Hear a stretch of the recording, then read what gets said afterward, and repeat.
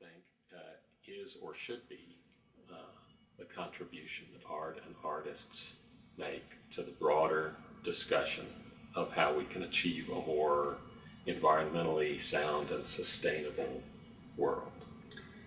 Well, I think artists actually have a lot to offer, and we do become sort of marginalized in our different spheres of practice. But I think the power of imagination, of coming to problems from unexpected points of view,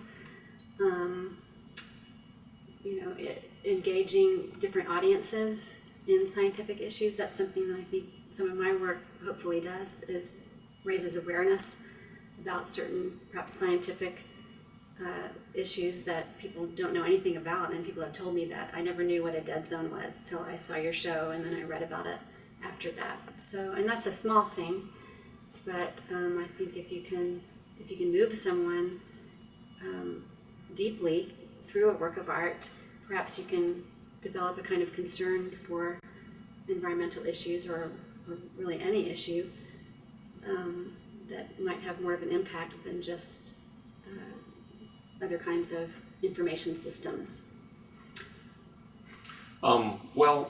You've touched on this already in that response, but I might ask you to elaborate just a little bit on one thing you said.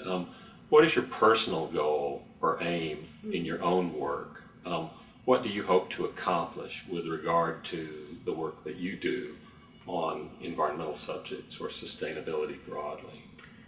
Well, it's a complicated question because, of course, in making my work, I have various goals, and I think the first is to make the very best work that I can make, and for my own sort of standards of quality of what that might be, of what that could be.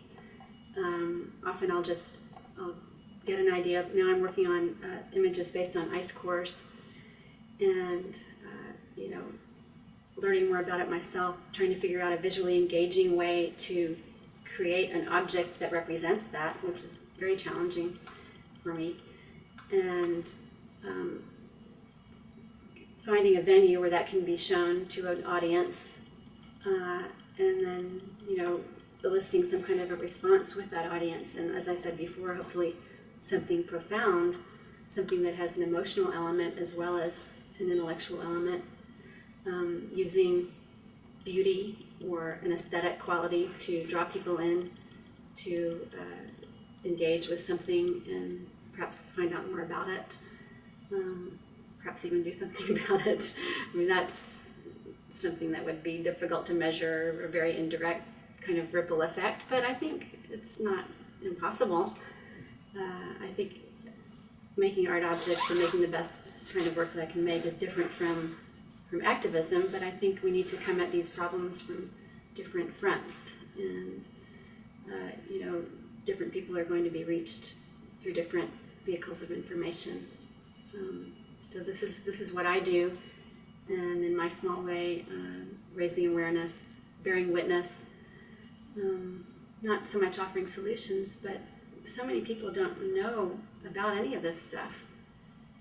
It's shockingly surprising.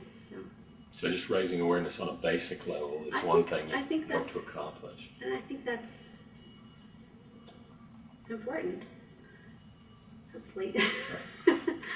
Well, finally, I wanted to ask you about something that touches on some of the remarks you made to the symposium audience a short time ago.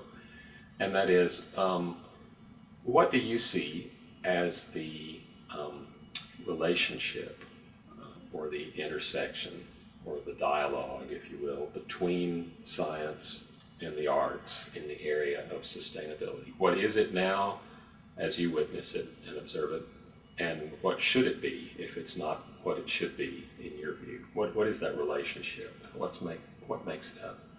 Well, I think for the most part, I think these two realms are very separate, and they have different kinds of training. They have, very different kinds of training. And in the culture, they operate in really different spheres. Although I think on the part of many artists, science is a source, as for myself, of a lot of really interesting, not only imagery, but information, source material. another thing, this doesn't go specifically to sustainability, but I've often thought of artists and scientists, especially in the realm of theoretical science or pure science, are just asking questions. They're working on the fringes of things. They're not doing anything really practical. There's a kind of inherent beauty in that sort of human endeavor that does have overlap and a potential for a dialogue. And I think that more opportunities like this conference for artists and scientists to dialogue, to find out more about what each other's doing, have great potential. I think this is a beginning. I don't think we're there yet. Tell me just a little bit, finally, about what you've gotten from science in some of the work that you've done in the past. I mean, how has scientific information inspired or educated you to do specific works on specific subjects? The Dead Zone works, for instance. The Dead Zone works, often I'll just come across a piece of information just in a newspaper or something, general scientific information about these dead zones.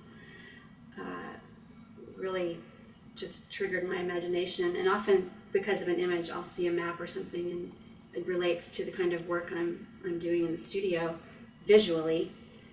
And I'm from this area. I've always loved the coast. I'm concerned about what's happening with our coast here in Texas. I'm a birder. I'm a member of environmental organizations, so I get literature coming in from that direction too. I kind of lost track of the question. Well, how your reading of science, either in the popular press or in scientific literature, if you delve into that, how that feeds into the production of your art. Very directly. Feeds into it very directly. And once I land upon a topic like the dead zones, I'll research it and I'll find sources for new images, actual shapes and patterns and images that are transformed through my own process, but that are very directly informed by the fruits of scientific research. So you read in the scientific literature? I read, I'm obviously not a scientist, but I do read, to my ability to interpret data or, articles to inform what I'm doing in the studio. Right. Well, thanks very much. Appreciate it. Thank you.